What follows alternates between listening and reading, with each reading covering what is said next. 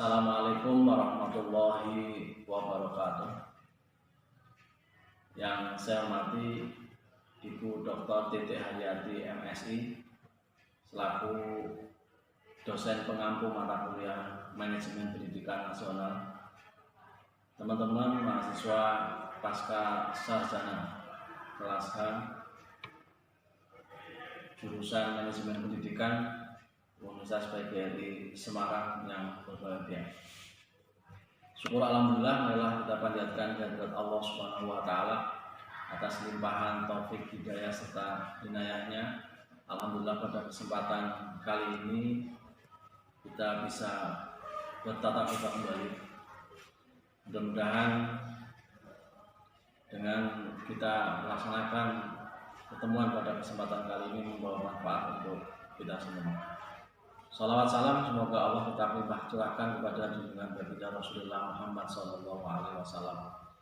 Ibu dosen dan teman-teman yang berbahagia, kami dari kelompok 4 yang beranggotakan saya sendiri Ahmad Muhtamirin, NPM 19510331.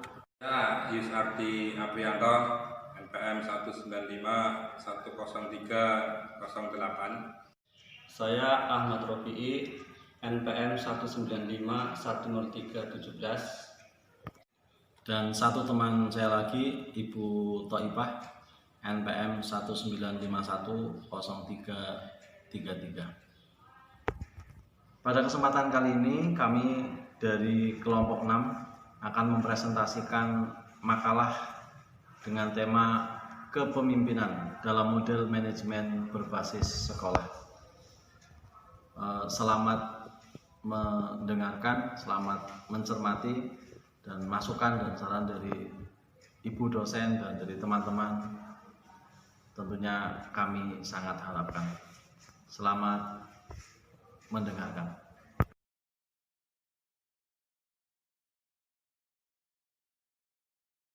Baik, Bapak Ibu yang saya hormati, kami akan lanjutkan dengan mempresentasikan makalah kami, yaitu dengan tema kepemimpinan dalam model manajemen berbasis sekolah. Makalah ini kami susun untuk memenuhi tugas mata kuliah Manajemen Pendidikan Nasional atau MPN dengan dosen pengampu Ibu Dr. Titik Haryati MSI. Bab yang pertama yaitu pendahuluan.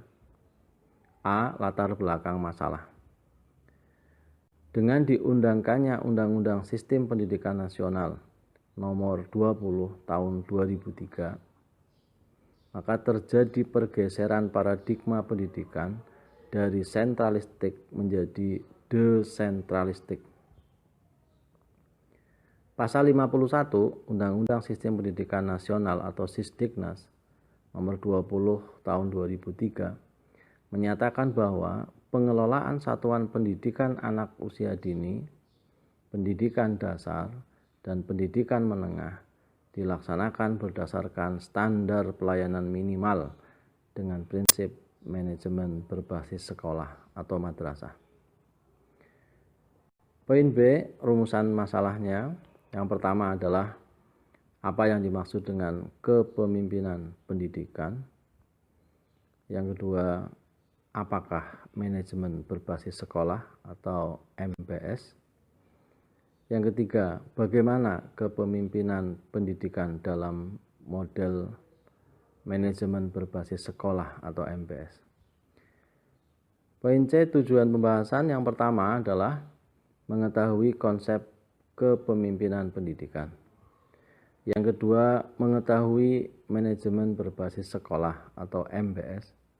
Dan yang ketiga, mengetahui kepemimpinan pendidikan dalam model manajemen berbasis sekolah atau MBS. Baik Bapak Ibu, untuk presentasi berikutnya akan disampaikan oleh teman kami Pak Yus Ardi Aprianto.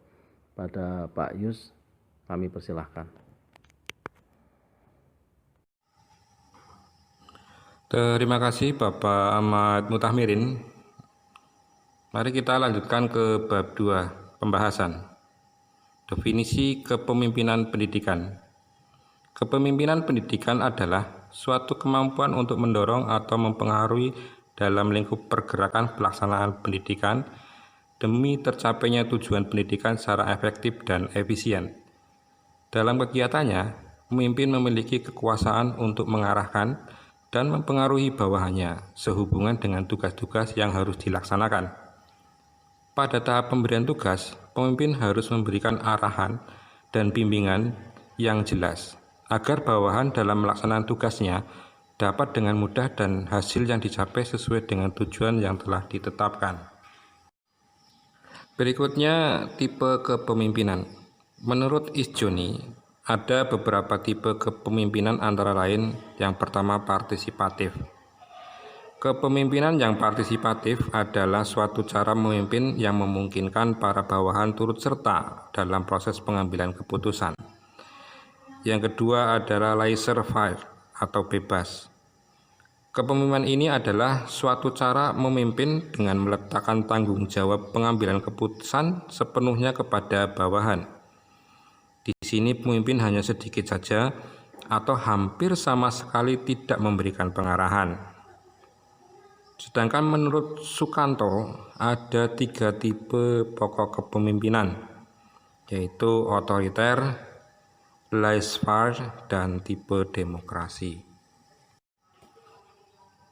Kepemimpinan tipe demokratik. Dalam tipe kepemimpinan ini, seorang pemimpin selalu mengikut sertakan seluruh anggota kelompoknya dalam mengambil keputusan. Kepala sekolah yang bersifat demikian akan selalu menghargai pendapat anggota atau guru-guru yang ada di bawahnya dalam rangka membina sekolahnya. Kemudian tentang manajemen berbasis sekolah. Pengertian manajemen berbasis sekolah merupakan suatu bentuk otonomi pendidikan yang memberikan otonomi luas kepada sekolah dalam rangka efektivitas, efisiensi, dan produktivitas untuk peningkatan mutu. Kebijakan MBS adalah kebijakan yang mendorong kemandirian dan memberdayakan potensi sekolah-sekolah di Indonesia. Keterlibatan maksimal dari berbagai pihak, antara lain kepala sekolah, guru, orang tua, dewan pendidikan, dan dinas pendidikan di daerah benar-benar diharapkan bagi suksesnya MBS dalam meningkatkan kualitas pendidikan. Demikian yang bisa saya paparkan, selanjutnya akan disampaikan oleh Bapak Ahmad Rofi'i. Kami persilakan. Terima kasih Bapak Yus Ardi Aprianto. Bapak Ibu yang saya hormati, Ibu Dr. Titi Haryati yang saya hormati, dan rekan-rekan mahasiswa yang berbahagia. Dari uraian pembahasan yang telah disampaikan di atas, saya simpulkan sebagai berikut. Yang pertama, bahwa kepemimpinan pendidikan adalah suatu kemampuan untuk mendorong atau mempengaruhi dalam lingkungan pergerakan pelaksanaan pendidikan demi tercapainya tujuan pendidikan secara efektif dan efisien. Yang kedua, manajemen berbasis sekolah merupakan bentuk otonomi pendidikan yang memberikan otonomi luas kepada sekolah dalam rangka efektivitas, efisiensi, dan produktivitas untuk peningkatan mutu. Kesimpulan yang ketiga, kepemimpinan partisipatif dan demokratik dapat dijadikan model kepemimpinan dalam manajemen berbasis sekolah karena memungkinkan para bawahan turut serta dalam proses pengambilan keputusan, mengembangkan rasa tanggung jawab dalam mencapai tujuan kelompok, organisasi, atau lembaga, selalu menghargai pendapat bawahan dalam rangka membina sekolahnya serta meningkatkan interaksi warga sekolah dan perencanaan kooperatif.